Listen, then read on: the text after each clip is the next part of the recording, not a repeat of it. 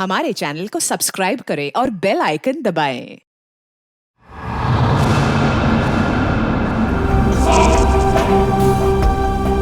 क्या हुआ? मौत को इतना नजदीक देखने से पांव कांपने लगे। एसीपी आज तक अपनी मौत को अपनी हथेली पर लेकर ही चला है, समझे? मौत से कभी डरा नहीं है वो। इतनी बड़ी बड़ी बातें हैं, अब बातों का वक्त नहीं है, अब एक्शन का वक्त है। कूदो एसीपी, छलांग लगाओ। 1 मिनट, लेकिन तुम पर कैसे विश्वास कर सकता हूँ कि मेरे कूदने के बाद तुम इन तीनों को छोड़ दोगे? तुम्हारे पास और कोई चारा भी नहीं। कूदो एसीपी।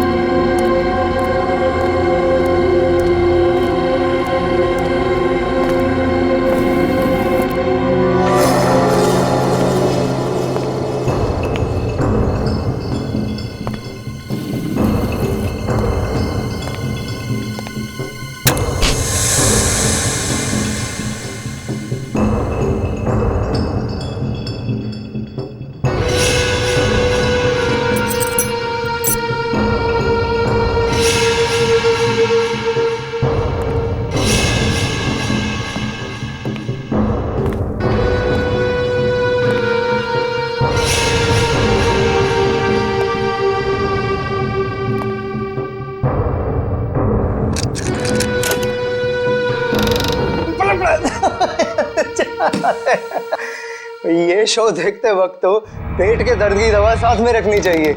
हंसते हंसते पेट दर्द हो गया।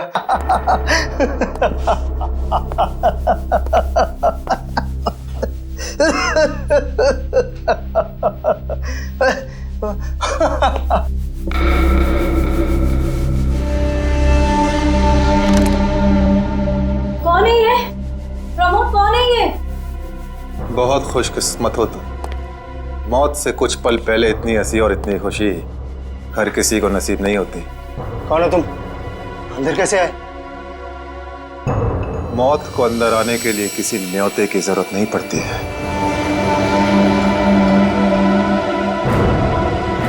ये क्या कर रहे हो? मैंने क्या बिगाड़ा तुम्हारा? तो रुक जरा, पुलिस को।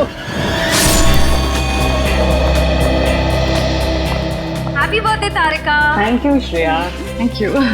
Many happy returns of the day. Thank you Siddharth. बहुत खूबसूरत फूल है। श्रेया की चॉइस है। हाँ वो तो है, श्रेया की चॉइस तो कभी गलत हो ही नहीं सकती। हाय सिद्धार्थ। हेलो। हाय श्रेया। हाय पूर्वी। काफी देर कर दी आने में। थोड़ा ट्रैफिक मिल गया रास्ते में। अरे फ्रेडी सर, ये गपागप खा रहे हो? आप तो बोल रहे थे डाइटिंग कर रहे हो। डाइटिंग ही तो कर रहा हूँ। इसके पहले तो मैं 5-5 प्लेटें एक साथ खा जाता था। क्या बात कर रहे हो? हमारे प्लान पे तो पानी फिर गया अभिजीत। अरे ऐसे कैसे? कुछ ना कुछ तो करूंगा मैं। कैसे? हृदय, हाँ, उस कमरे में तुम्हारा कोई वेट कर रहा है। मेरा वेट कर रहा है? हाँ, कौन? तुम जाओ तो सही। अरे जाओ।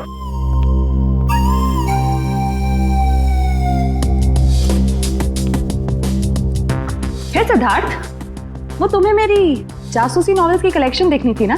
चलो दिखाती हूँ। चलो श्रेया। अरे कभी तो श्रेया को अकेले छोड़ो। ऐसी कोई बात नहीं है ना? चलो। इट्स ओके सिद्धार्थ, जाओ तो। चलो।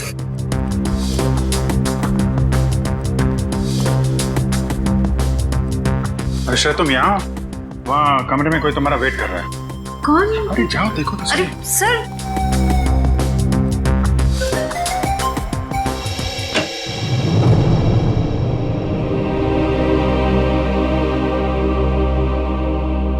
श्रेया, अच्छा किया तुम सिद्धार्थ को अपने साथ यहाँ ले आई। I am very sorry. उस दिन मैंने आपके साथ बहुत बुरा बिहेव किया था।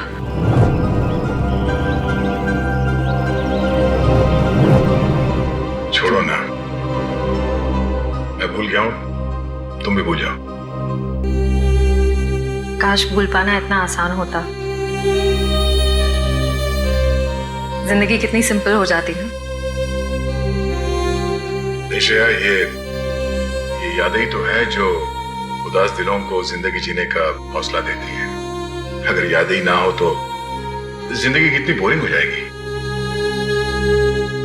तो क्या तुमने सिद्धार्थ से शादी करने का फैसला कर लिया? मेरा दिल कुछ और कह रहा है, दिमाग कुछ और।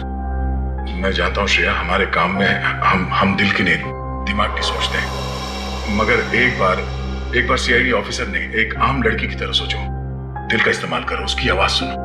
मेरे दिल में तो एक ही इंसान का नाम गूंजता रहता है और वो नाम है श्रेया। सिद्धार्थ। सिद्धार्थ प्लीज, सिद्धार्थ मेरी बात तो सुनो प्लीज। अब सुनने को बाकी क्या रह गया? पूरी हकीकत मैंने अपनी आंखों से देख ली। तुम दया से प्यार करती हो ना?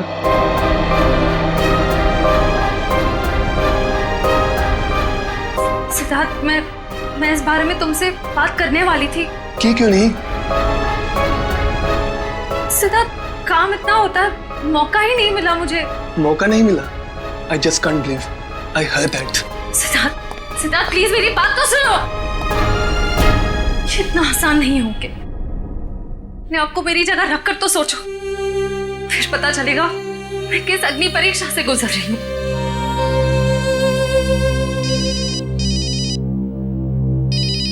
हेलो,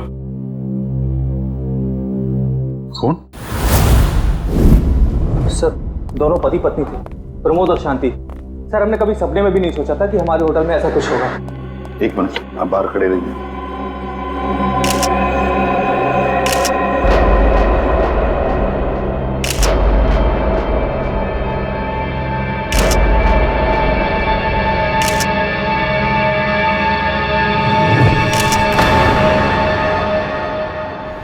माय गॉड, दोनों की लाशें ऐसी इस अवस्था में। सर, इतने सारे केस सॉल्व किए लेकिन इस तरह का केस कभी नहीं देखा। सर, लगता है ये दोनों खूनी से विनती कर रहे थे कि वो इन्हें छोड़ दे, मगर खूनी ने जरा भी दया नहीं दिखाई।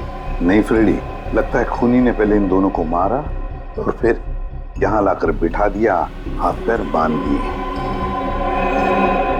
जिस तरह से इन दोनों को बिठाया कुर्सी में, लगता है खूनी हमसे कुछ कहना चाहता है। ये देखो, कम से कम 6-7 वार तो किए इस बेचारी पर। ऐसे इतनी बेरहमी से मारा है जैसे ये खूनी कोई सिर फिरा हो या फिर बदले की आग में ये सब किया है उसने। My God. सर, इस प्रमोद की पीठ पे भी वार किया गया है।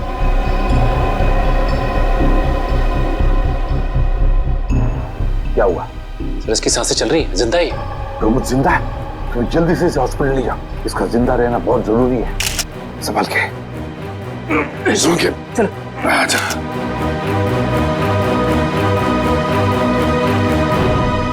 एक बात बताओ, ये खूनी अंदर आया कैसे? किसी ने देखा कैसे? नहीं सर, ये सब रात में हुआ सर, और रात के वक्त इसकी ड्यूटी रहती है सर, इससे पूछिए आप। कैसे हुआ ये सब? सर, कुछ देर के लिए मेरी आंख लग गई थी रिसेप्शन डेस्क के ऊपर। तुम्हें शर्म नहीं आती ये कहते हुए कि तुम्हारी आंख लगी थी ड्यूटी पर? Sorry sir. एक बात बताओ, ये दोनों प्रमोद और शांति कब से रह रहे तुम्हारी होटल में? सर, पिछले 6 दिनों से रह रहे थे और आगे भी 1 महीने रहने का प्लान था सर। क्यों, कुछ बताया इन्होंने? सर, प्रमोद जी की नई नौकरी लगी थी, नासिक से इस शहर में नए आए थे, उन्हें अपना घर नहीं मिला, इसीलिए होटल में रह रहे थे सर। ठीक है, जाओ। पंच, प्रमोद और शांति, इन दोनों की पूरी जानकारी चाहिए मुझे।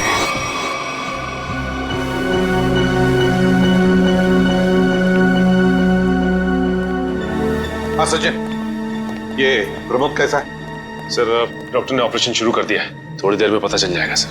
लगता है सचिन, ये खूनी शांति को ही मारने आया था, प्रमोद को नहीं। देखो ना, उसने प्रमोद पर सिर्फ एक ही वार किया और फिर देखा तक नहीं कि वो जिंदा है या मर गया।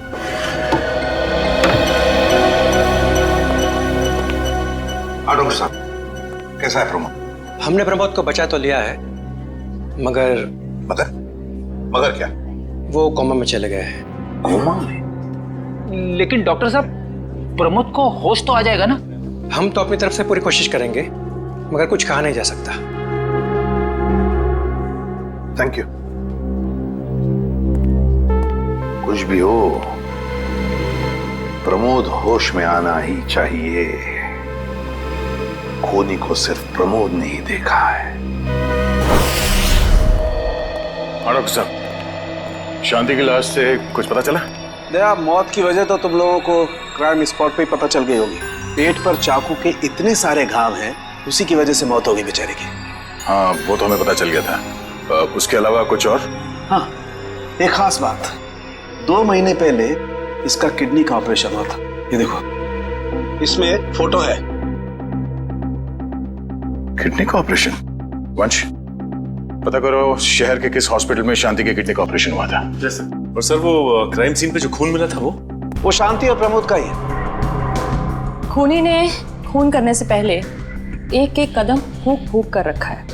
हाँ, काफी प्लानिंग की है खूनी ने इस जुर्म को अंजाम देने के लिए। उसे पता था कि ये प्रमोद ऑफिस से कितने बजे वापस आता है, और वो होटल के कमरे में पहुंच गया जब दोनों मौजूद थे।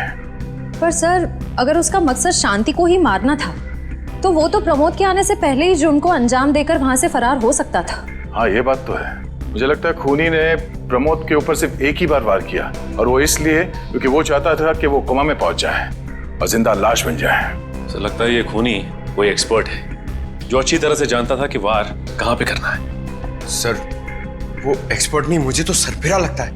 वरना मारने के बाद इन्हें प्रार्थना की पोजीशन में क्यों बैठा था? कोई तो गहरा कारण है सबके पीछे जो इस खूनी के अतीत से जुड़ा हुआ है। क्या प्रमोद की बीवी का खून हो गया और प्रमोद कोमा में है? जी हाँ। खैर, अब ये बताइए कि पिछले कुछ दिनों से प्रमोद का स्वभाव कैसा था? क्या वो डरा डरा रहता था या कुछ और अजीब बात? नहीं, ऐसा तो कुछ नहीं था। पर हाँ सर, मैंने उनको काम में बहुत सारी गलतियां करते देखा।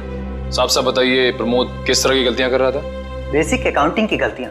मुझे तो हैरानी हो रही थी कि इतने काबिल और इतने क्वालिफाइड इंसान ऐसे बच्चों वाली गलतियां कैसे कर सकता है कोई। वो तो अच्छा हुआ कि मैंने उनकी गलती देख ली, वरना पूरी अकाउंट शीट खराब हो जाती। सर, मुझे तो लगता है उन्हें काम आता ही नहीं था। ऐसा कैसे हो सकता है? वो जिस कंपनी से आए थे वो तो बहुत बड़ी कंपनी थी, और कोई भी बड़ी कंपनी किसी ऐसे आदमी को अपने यहाँ नौकरी पर क्यों रखेगी जिसे उसका काम ही नहीं आता हो? अब तो इस प्रमोद की सारी कुंडली निकालनी पड़ेगी। तो पति पत्नी प्रमोद और शांति एक नंबर के धोखेबाज थे। इनके सारे सर्टिफिकेट्स और डॉक्यूमेंट्स नकली हैं। स्कूल और कॉलेज हर जगह के। ऐसी क्या वजह हो सकती है जिस वजह से 420 करके ये उस फाइनेंस कंपनी में काम कर रहा था? ये उस प्रमोद को वहाँ काम करके क्या फायदा हो सकता है? इस सवाल का जवाब तो उसी वजह से जुड़ा है निखिल, जिसकी वजह से इस प्रमोद की हत्या की गई। पर वजह जो भी हो, उस वजह का पता तो सीआईडी निकाल ही लेगी। लेकिन सर, हो सकता है इन दोनों का नाम भी नकली हो सकता है। ऐसा भी हो सकता है कि ये दोनों असली प्रमोद और शांति हो ही ना, बल्कि कोई बहरूपिये हों जिन्होंने उन दोनों की जगह ले ली हो सकता है। एक सेकंड। हेलो, हाँ बोल रहा हूँ। हाँ, कौन सा hospital? Okay, thank you so much. क्या हुआ निखिल? हमारा अंदाजा सही निकला। 2 महीने पहले पुणे की मोती हॉस्पिटल में इस प्रमोद की पत्नी का एक ऑपरेशन हुआ था। वहाँ प्रमोद की पत्नी का नाम शांति नहीं बल्कि विनीता लिखा हुआ है। विनीता? मोती हॉस्पिटल, पुणे।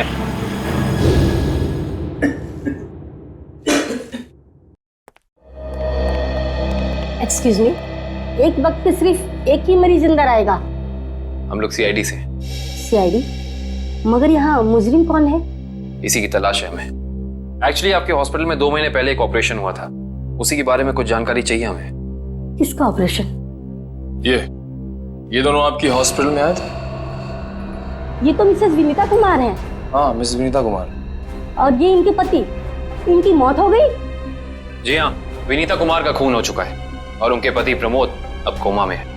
डॉक्टर, ये बताइए कि मिसेस विनीता कुमार ने किडनी का ऑपरेशन कराया था ना? जी हाँ। हम उसके मेडिकल रिपोर्ट्स देख सकते हैं? यहाँ पे तो पति का नाम त्रिलोक कुमार लिखा है। मतलब त्रिलोक बन गया प्रमोद और विनीता बन गई शांति। इस पेपर में उनके घर का एड्रेस लिखा हुआ है। चल के पता करें, शायद कुछ पता चल जाए। नहीं निखिल, कोई फायदा नहीं होगा। इनकी पहचानों की तरह इनका एड्रेस भी नकली होगा, देखना। हाँ, हमने इन्हें ऑपरेशन के कुछ रिपोर्ट्स कोरियर की थी, मगर वो कोरियर वापस आ गए थे। डॉक्टर ये बताइए कि इन्होंने ऑपरेशन का पेमेंट कैश में की थी या चेक से या किसी कार्ड से? इंश्योरेंस के जरिए। इंश्योरेंस? उस इंश्योरेंस कंपनी के कोई कागजात, कोई डॉक्यूमेंट्स हैं आपके पास? हाँ, इसी फाइल में होंगे। गुड।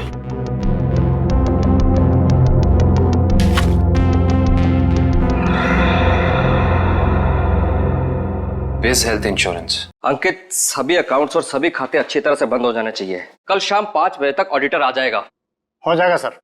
कभी सपने में भी नहीं सोचा था कि हमारी कंपनी का अंत इतना बुरा होगा। ये किस अंत की बात कर रहे हैं आप लोग? जरा विस्तार से समझाइए। अगर आप अपने पैसे वापस लेने आए हैं तो भूल जाइए, क्योंकि जब तक अदालत अपना फैसला नहीं सुना देती तब तक हम किसी के रुपए वापस नहीं कर पाएंगे। पैसे वापस लेने नहीं, इंसाफ करने आए हैं हम लोग। सीआईडी से हैं। ओह, तो हमारी शिकायत सीआईडी वालों तक भी पहुंच गई है। शिकायत? ऐसा क्या कर दिया आपकी इस कंपनी ने? हमारी कंपनी ने नहीं, उस त्रिलोक ने आसमान की तरफ प्रगति करती हुई हमारी कंपनी के नाम को रातों रात मिट्टी में मिला दिया और हमें दिवालिया कर दिया उसने। त्रिलोक? एक सेकंड, आप इस त्रिलोक की बात तो नहीं कर रहे? हाँ हाँ, यही तो है वो। पर इसे क्या हुआ? किसी ने इसकी जान लेने की कोशिश की है, फिलहाल ये कोमा में। ये तो होना ही था, इतने लोगों को जो धोखा दिया इसने। किस धोखे की बात कर रहे हैं? हमारी कंपनी के क्लाइंट्स को झूठे सपने दिखाकर कहा कि सबके पैसे एक ही महीने में 2 गुना कर दूंगा, पर सबके पैसे बटोरकर 9 तो 11 हो गया वो। और क्लाइंट हमारी कंपनी से पैसे वापस मांग रहे हैं। बैंकक्रप्ट हो गया। इतने सालों से कंपनी की बनी बनाई इज्जत मिट्टी में मिल गई। खोए हुए पैसे और खोई हुई इज्जत तो फिर से कमाई जा सकती है, पर खोई हुई जान तो वापस नहीं आ सकती ना। क्या त्रिलोक ने किसी की जान भी ली है? हाँ, हमारी कंपनी के सीईओ अनुज जी, जो कि सदमे को बर्दाश्त नहीं कर पाए और दिल का दौरा पड़ने से उनकी मौत हो गई। कहीं ये सारा हमला अनुज जी का कोई करीबी तो नहीं कर रहा है? अनुज जी की मौत का बदला लेने के लिए? हो सकता है। अनुज जी के परिवार में कौन कौन है? उनकी पत्नी सुधा, जो कि अभी सदमे में है, और उनका बेटा विक्की। विक्की? इस विक्की का फोन नंबर दीजिए जरा। विक्की के फोन का सिग्नल यहीं आसपास बता रहा है। होगी मैं। अच्छा, अभी भी मागाधे रोड की तरफ मुड़ा है। मागाधे?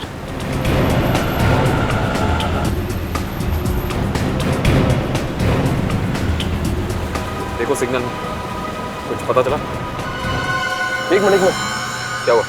इस विक्की के फोन का सिग्नल यहीं आसपास बता रहा है। कहीं विक्की इस बाइक पे तो नहीं?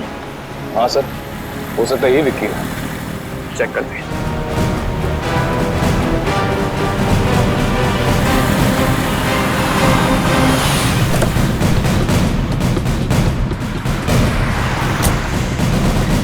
सुनो भाई साहब, तुम ही विक्की हो? हाँ, और ये क्या बदतमीजी है? तुम लोग मेरा नाम कैसे जानते हो? तुम्हारा नाम और तुम्हारे सारे कारनामों के बारे में जानते हैं हम। सीआईडी। सीआईडी? इस शहर में क्या कर रहा है? हा? कुछ काम था, और तुम लोग मेरा पीछा क्यों कर रहे हो? बकवास बंद कर। दो खून करके भाग रहा हो, कह रहा है सीआईडी पीछा क्यों कर रही है? मैंने कोई खून नहीं किया है। अच्छा, त्रिलोक और विनीता का खून नहीं किया तुमने? What? त्रिलोक और विनीता मर चुके हैं? ड्रामा बनकर अपना पूरा इतिहास है तेरा हमारे पास। उन दोनों ने तुमसे तुम्हारे पिता को छीना, उसका बदला लेने के लिए तुम यहाँ आए हो उनके पीछे। हाँ, मैं बदला लेने जरूर आया था, पर मैंने उनका खून नहीं किया। देख, सच बोल दे समझा, मैं अपनी शक्ल नहीं पहचान पाएगा। मैं सच कह रहा हूँ। मैंने किसी तरह उनके बारे में पता किया। मैं उनके होटल भी गया था, मगर जैसे मैं उनके कमरे की तरफ जा रहा था, मैंने उनके कमरे में एक आदमी को जाते हुए देखा। कौन सा आदमी था वो? उसके चेहरे को ठीक से देख नहीं पाया मैं। तुम्हें जो भी याद है, जितना भी याद है, साफ साफ बताओ। कद लगभग 6 फीट, ओवरकोट पहना हुआ था उसने, और उसके बाल लंबे थे यहाँ तक। हाँ, और उसने एलिगेटर शूज पहने हुए थे। Alligator shoes? हेलो, एक और खून?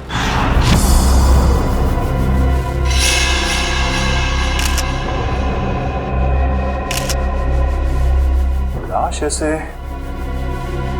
अजीब ढंग से क्यों बैठा है? कमाल है सर, पिछले वाले केस में खूनी ने उन दोनों को होटल में चाकू मारकर प्रार्थना वाली पोजीशन में बैठाया था, और इसे गोली मार के इस तरह से। लगता है दोनों का खूनी एक ही है। गोली सीधे माथे के बीचों बीच मारी है। अगर ये सीरियल किलर होता तो इसे भी चाकू से मारता सर, क्योंकि विनीता को उसने चाकू से मारा था, इसे तो गोली मारी। हाँ, मगर लाशों को ऐसे एक ही ढंग से बिठाना क्या दो अलग अलग खूनी करेंगे?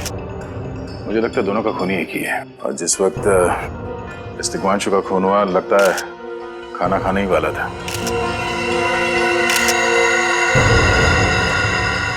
तो यहाँ पे दूसरी प्लेट भी पड़ी है, कहीं ऐसा तो नहीं कि ये तिग्मांशु की बीवी के लिए थी?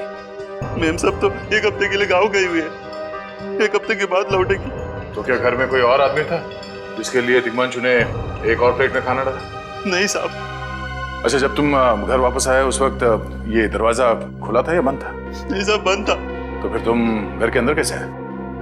साहब ने एक चाबी मेरे पास भी दे रखी है। जो कोई भी था, ऐसा लगता है कि तिग्मांशु उस आदमी को जानता था। एक काम करो सचिन, पंकज, घर की अच्छी तरह से तलाशी लो, देखो कुछ मिलता है क्या।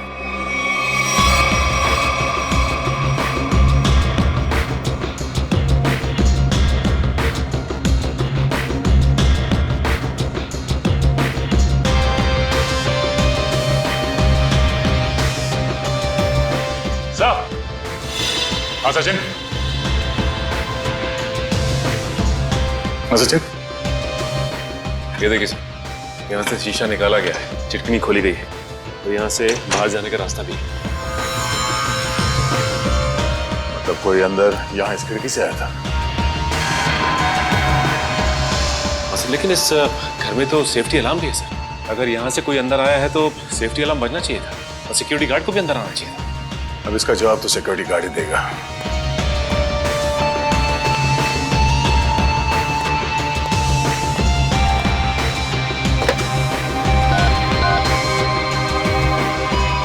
हेलो सिक्योरिटी, अच्छा आज दोपहर को तिग्मांशु जी के घर से अलार्म बजा था, तो फिर आप चेक करने के लिए उनके घर पे क्यों नहीं आए?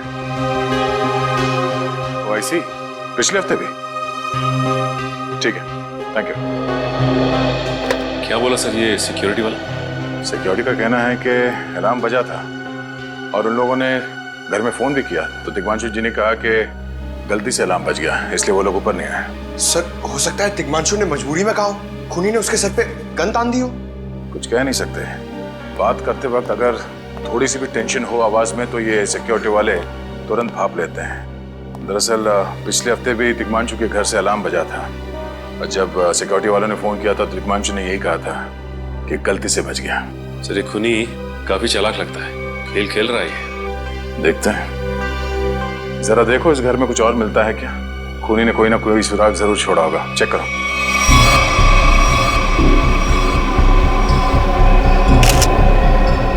सर एक मिनट सर।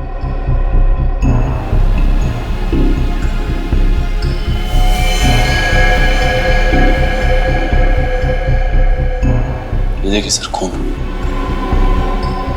खून यहाँ कैसे? कहीं खूनी का तो नहीं है खून? ये तो डॉक्टर सालों के ही बताएंगे। वो खून किसका है ये अभी पता चल जाएगा, तारिक आती होगी रिपोर्ट लेकर के। डॉक्टर साहब, इस तिग्मांशु के बारे में कुछ और पता चला? हाँ। वो कैसे? इसे गोली मारने से पहले बेहोश किया गया था। क्या? इसे बेहोश किया था? इसके खून में मुझे एक खास किस्म की दवाई के अंश मिले जो अक्सर इंसान को बेहोश करने के लिए दी जाती है, और वो दवाई इसे इंजेक्शन के जरिए दी गई थी। ये देखो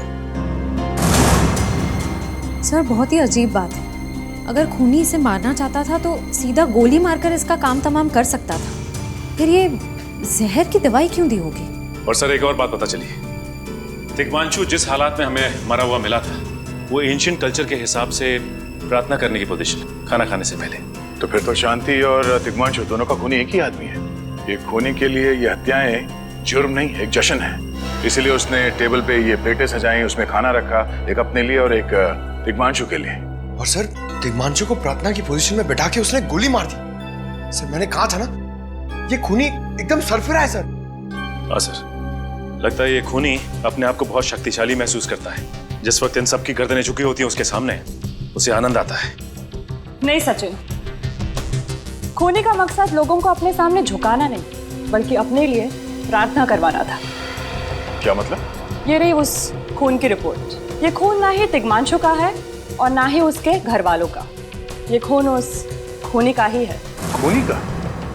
मगर वहां तो हाथापाई के कोई निशान नहीं मिले और उस जगह को देख के ऐसा लगा भी नहीं कि तिग्मांशु ने सेल्फ डिफेंस में खूनी के ऊपर हमला किया होगा। वो इसलिए दया क्योंकि ये खून खूनी ने अपने मुंह से थूका था। हमें इसके खून में से इसके सलाइवा के कुछ अंश भी मिले। उसकी तबीयत खराब है क्या? हाँ, वो बीमार है। उसके खून में एथिमोलाइसिन नाम की दवाई का अंश मिले हैं और उसका कीमोथेरेपी हुआ था। इसका मतलब उसे कैंसर है, ब्रेन का कैंसर, लास्ट स्टेज का ब्रेन कैंसर। इसीलिए वो लोगों से अपने लिए प्रार्थना करवा रहा है ताकि उसकी बीमारी ठीक हो जाए। हमारे क्रिमिनल डेटाबेस में चेक करो, पता करो ये कोई पुराना पापी तो नहीं है। नहीं सर, उस खूनी का हमारे क्रिमिनल डेटाबेस में कोई रिकॉर्ड नहीं है। कोई इतिहास नहीं है? नहीं सर। सर, तिग्मांशु की पूरी कुंडली निकाल के लाओ सर। प्रमोद की तरह इसकी पहचान भी नकली है। व्हाट? हाँ सर, ये देखिए, उसका असली नाम राकेश है और जिस तरह प्रमोद को चासू बीसी की आदत थी, ठीक उसी तरह राकेश भी भोली भाली लड़कियों को फंसाता था शादी के झांसे में। कई लड़कियों ने आत्महत्या की है इस तिग्मांशु और राकेश के चक्कर में। हाँ सर, शादी के बाद उनके पैसे लेके ये गायब हो जाता। सर, इसका मतलब खूनी ने 2 ऐसे लोगों को मारा जो पहले से मुजरिम थे। शायद उसने सोचा होगा कि मरने से पहले कुछ अच्छे कर्म कर लूं। नहीं श्रेया, जरूर कोई रिश्ता रहा होगा उसका इन दोनों अपराधियों के साथ। पता करो इन दोनों अपराधियों का केस किस पुलिस स्टेशन में फाइल किया गया था? सर, ब्रेन कैंसर के जितने भी पेशेंट्स हैं शहर में, उन सबकी लिस्ट मिल गई है सर। कुल मिला के ऐसे 50 पेशेंट्स हैं, जिसमें से 10 पेशेंट्स ऐसे हैं जो कैंसर की लास्ट स्टेज पे हैं। उनमें से 4 औरतें हैं, बचे 6। हाँ सर, और इन 6 में से 4 ऐसे हैं जो 70 साल से ऊपर के बुजुर्ग हैं। अब बचे 2, ये उदय और भानु। तुम इन दोनों से मिले? हाँ सर, ये उदय 6 महीने से हॉस्पिटल में है। और भानु? भानु सर 1 महीने से हैदराबाद में। ये कैसे हो सकता है सचिन? अगर वो मुजरिम इसी शहर में है तो कहीं उसका इलाज चल रहा होगा ना कहीं से वो दवाई खरीदता होगा।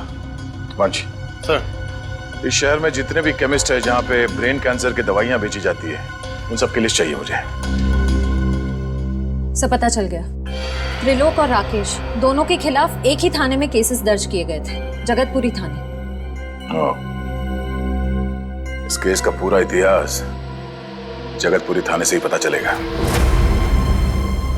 Excuse me, yes. आपकी दुकान पे ब्रेन कैंसर की दवाइयाँ बेची जाती हैं? जी हाँ, हमारी दुकान उन चुनिंदा दुकानों में से है जहाँ ये दवाई आपको मिलेगी। वैसे ये दवाइयाँ बहुत कम लोग खरीदते होंगे नहीं? जी, बहुत महंगी है एक्चुअली। अच्छा, जो लोग ये दवाइयाँ खरीदते हैं उनकी लिस्ट मिल सकती है हमें?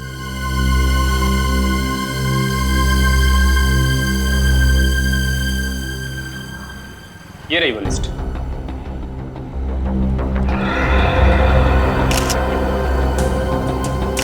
तपन, उदय और नितिन, ये तीनों लोग तो उस मरीज की लिस्ट में थे।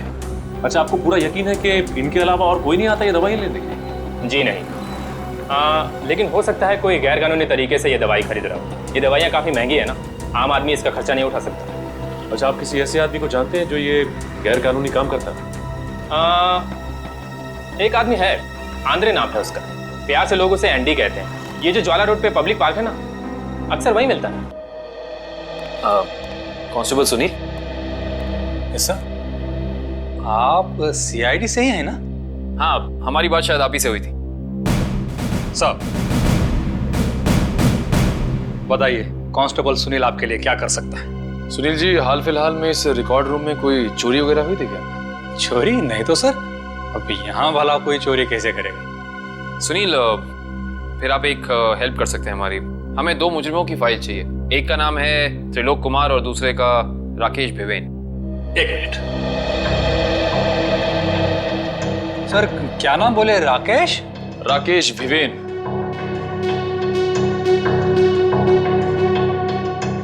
कमाल है, इसकी फाइल तो है नहीं यहाँ। अच्छा, वो दूसरा नाम क्या बोले?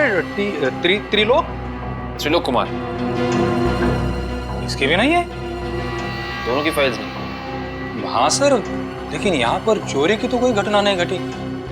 पता नहीं फाइलें गायब कैसे हो गई। सुनील, यहाँ याद करने की कोशिश करो, हाल ही में कोई दुर्घटना घटी थी क्या? पिछले महीने ऑफिस एरिया में आग लग गई थी, तो अच्छा हुआ फायर ब्रिगेड वाले जल्दी आ गए और हमारे रिकॉर्ड्स नष्ट नहीं हुए। जरूर ये आग भी जानबूझकर लगाई गई थी। आग लगने की वजह क्या थी? वो बताया गया कि मेन स्विच बोर्ड के अंदर शॉर्ट सर्किट हुआ था।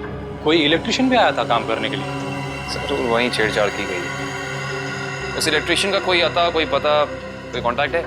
दूसरे कांस्टेबल के पास था, लेकिन वो तो रिटायर होकर गांव चले गए। हाँ, कोई बात नहीं। सुनिए, एक काम करिए, आप चेक करके बताइए कि और किन किन मुजरिमों की फाइल्स यहाँ से गायब हुई हैं। Okay sir. पता तो चले आखिर अगला शिकार है कौन इस अनोखे खूनी का। ये ले पैसे। अरे ये दवाइयाँ तो असली है ना। अरे अंकल जी, ये जो शक की बीमारी है ना, कैंसर से भी ज्यादा खतरनाक है। अगर आपको यकीन नहीं है कि ये दवाई असली है या नहीं, तो खुद जाकर दुकान से क्यों नहीं खरीद लेते? अरे तुम तो बुरा मान गए, मैं तो बस ऐसे ही पूछ रहा था, मेरा मतलब वो नहीं। तो जानते हो, इस तरह से दवाइयाँ बेचना और खरीदना दोनों गैर कानूनी है। बाकी तुम्हारा कोई फायदा नहीं है। मैंने सुना था कि सीआईडी बड़े बड़े केस हैंडल करता है। मैं तो छोटा मोटा चोर हूँ, जाने दो ना साहब। हाँ मिस्टर छोटे चोर, ये बताओ कि तुम्हारे पास से ये दवाइयाँ खरीदने के लिए कोई ऐसा आदमी आता था जो 6 फीट लंबा था और लंबे लंबे बाल थे उसके, और वो एलिगेटर वाले शूज पहनता था? हाँ, वही जो आगे से नुकीला होता है। हाँ, आया था चिराग। आप लोग चिराग को ढूंढ रहे हो? हाँ। कहाँ मिलेगा ये चिराग? चिराग?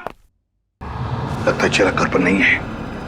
कमरे अच्छी तरह से चेक करो, देखो कुछ मिलता है क्या। पंकज, कंप्यूटर चेक करो।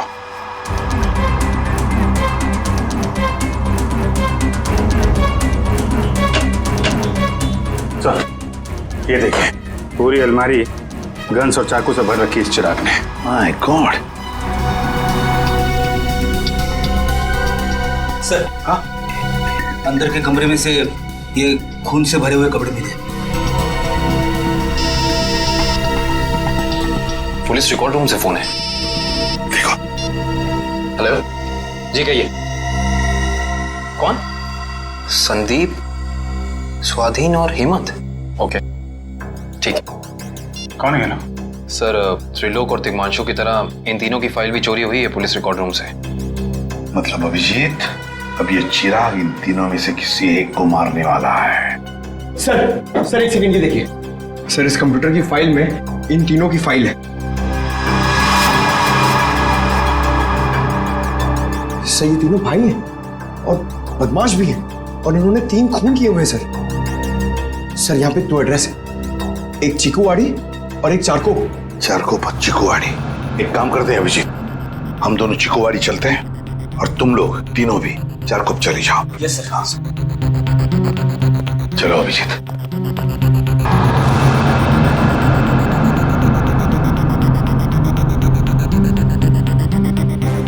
क्या हुआ सर?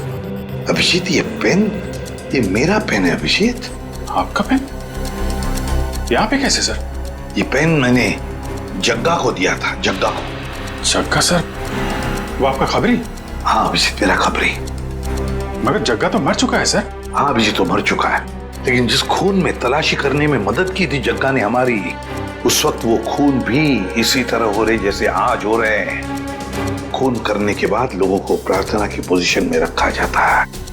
चलते हैं सर। नहीं अभिजीत, क्योंकि अभिजीत जिस तरह से वो खून किए जा रहा है, लगता है मुझे संदेशा भेज रहा है, मुझे मिलना चाहता है अकेले में।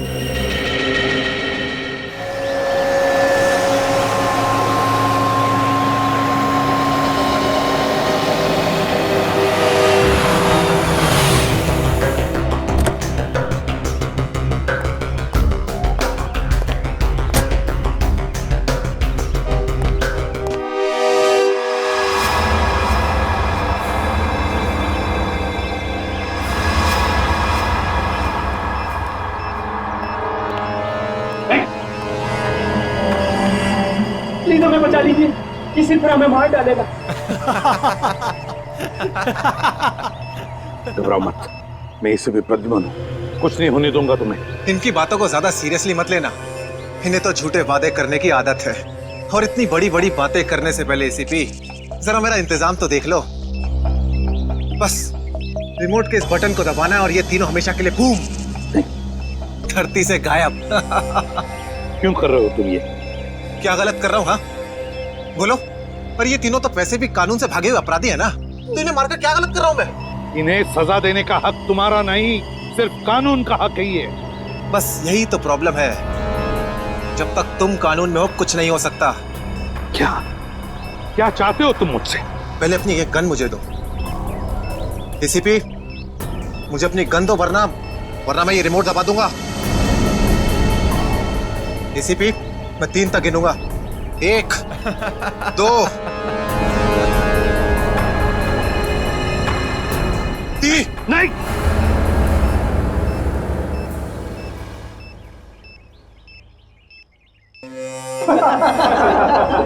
बहुत अच्छे, बहुत अच्छे। तो तुम जानना चाहते थे ना कि मैं तुमसे नफरत क्यों करता हूँ? जग्गा खबरी का नाम ध्यान है? याद है मुझे। मैं उन्हीं का बेटा हूँ। पता चल चुका था मुझे। एसीपी, तुमने मेरे पिताजी से वादा किया था ना कि तुम उनका बाल भी बाका नहीं होने दोगे, फिर क्यों नहीं बचा सके उन्हें? बोलो। देखो चिराग, तुम्हारे पिताजी की मौत का बोझ आज भी मेरे दिल पर है। बंद करो ये तुम्हारा नाटक। उस वक्त कहाँ थे तुम, जब मेरे पिताजी की मौत के बाद मैं और मेरी माँ दर दर की ठोकरें खा रही थी? खाने के पैसे तक नहीं थे हमारे पास। तो तुम मेरे पास चले आते, मैं कुछ मदद कर सकता था तुम्हारी। क्या कर लेते तुम? हाँ, सिवाय झूठे वादों के। तुम्हें पता है एसीपी, मुझे कैंसर है, आखिरी स्टेज। और ये इसीलिए क्योंकि मेरी माँ के पास पैसे नहीं थे मेरे इलाज के लिए। मैं तुम्हारा दुख समझ सकता हूँ चिराग, तुम्हारी तकलीफ समझ सकता हूँ, मगर इन तीनों ने क्या बिगाड़ा है तुम्हारा? तुम इन तीनों की जान बचाना चाहते हो? हाँ। तो तुम्हें अपनी बलि देनी होगी। क्या मतलब? मतलब तुम इस बिल्डिंग से छलांग लगानी होगी, ताकि फिर कोई जग्गा खबरी सीआईडी का शिकार ना बने।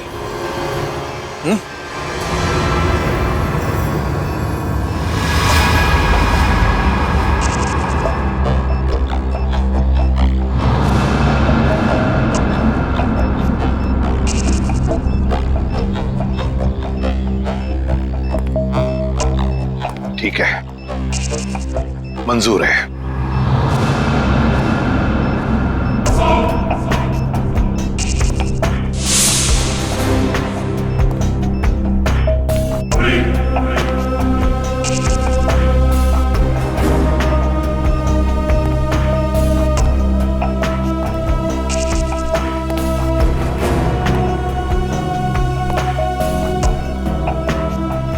चढ़ो एसीपी, चढ़ो।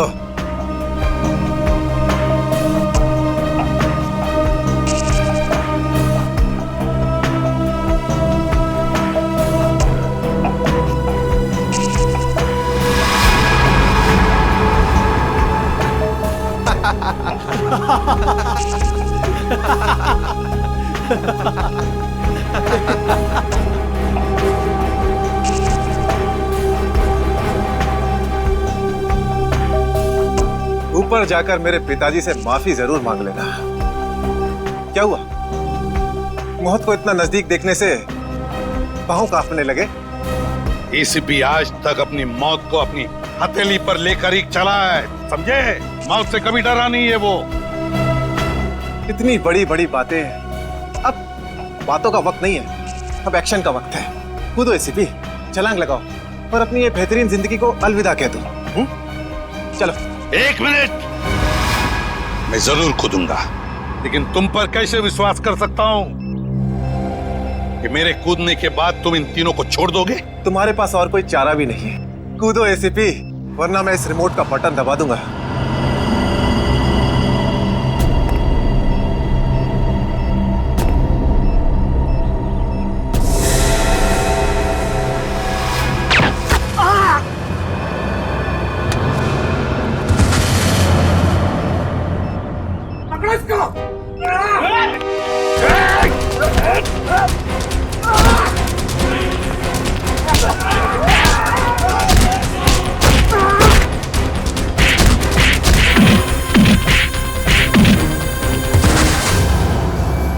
बस मिस्टर चिराग, बहुत चला लिया न्याय की अदालत।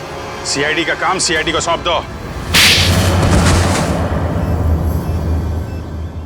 पंकज, उन तीनों के शरीर से बॉम्ब हटा दो संभाल के। और तुम मेरे दोस्त, मेरा कबरी जग्गा के बेटे लगते ही नहीं। उस बेचारे ने तो अपनी जान कुर्बान की हमारी मदद करने में, कानून की मदद करने में। मगर तुम, लानत है तुम पर, जो इसे घटिया काम करने निकले थे। दो खून किए तुमने।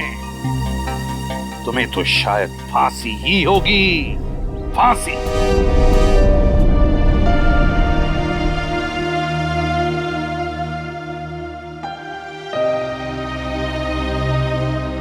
बड़े बुजुर्ग कह गए कि अगर कोई चिंता सताए तो उस चिंता को अपने कलेजे के अंदर अंगार बनने नहीं देना चाहिए। कलेजा जल जाता है। मुझे कोई चिंता नहीं सता रही है। In fact I think I am the luckiest girl in the world right now. CID में सब मेरे काम से खुश हैं। मेरे पास तुम दोनों जैसे दोस्त हैं। मेरी शादी होने वाली है। एक लड़की को और क्या चाहिए होता है? शायद प्यार। प्यार भी तो है ना मेरे पास। मम्मी पापा का प्यार, दोस्तों का प्यार और सिद्धार्थ का प्यार। जुबान की बात दिल से मेल नहीं खा रही है श्रेया। मतलब ये कि दिल की बात जुबान पे लाने का वक्त आ गया है श्रेया। वो श्रेया कहाँ गई? हाँ, जो अपने सारे डिसीजंस खुद लेती थी, जिसे पता था कि उसको अपनी जिंदगी में क्या चाहिए। हाँ श्रेया, अब वक्त आ गया है। तुम्हें किसी एक को चुनना ही होगा। और अगर तुमने एक स्ट्रॉन्ग डिसीजन नहीं लिया ना, तो उसका असर तुम्हारी जिंदगी पर नहीं, बाकी 2 जिंदगियों पर भी पड़ेगा। मैं क्या डिसीजन लूं? किसे चुनूं? उस इंसान को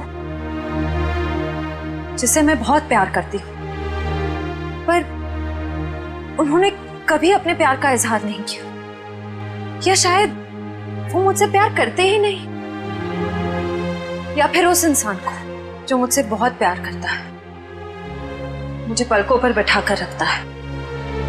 मगर यहाँ पे इम्पोर्टेंट सवाल ये है कि तुम किससे प्यार करती हो? नहीं तारिका, यहाँ ये बात इम्पोर्टेंट है कि अब मैं पीछे नहीं हट सकती। मेरे किसी भी डिसीजन से ना सिर्फ सिद्धार्थ को, बल्कि उसकी और मेरी फैमिली को बहुत दुख होगा। बच्चों जैसी बातें मत करो श्रेया। हर माँ बाप चाहते हैं कि उनके बच्चे को जिंदगी की हर खुशी मिले। तुम सिद्धार्थ के साथ खुश नहीं रह पाई तो क्या अंकल आंटी खुश रह पाएंगे? और अगर तुम खुश नहीं रही तो क्या सिद्धार्थ खुश रह पाएगा? तुम्हारा एक कदम श्रेया बहुत सारी जिंदगियों को अफेक्ट करेगा। तुम बस दिल से काम लो। देखो, दिल हमेशा सही रास्ता दिखाता है। ठीक है, अब से मैं अपने दिल की बात सुनूंगी। अगर मैं किसी भी कदम पर कमजोर पड़ जाऊं तो तुम दोनों को मुझे सही रास्ता दिखाना होगा। हाँ, लेकिन एक शर्त पे। कैसी शर्त? तुझे आइसक्रीम खिलानी पड़ेगी। Of course.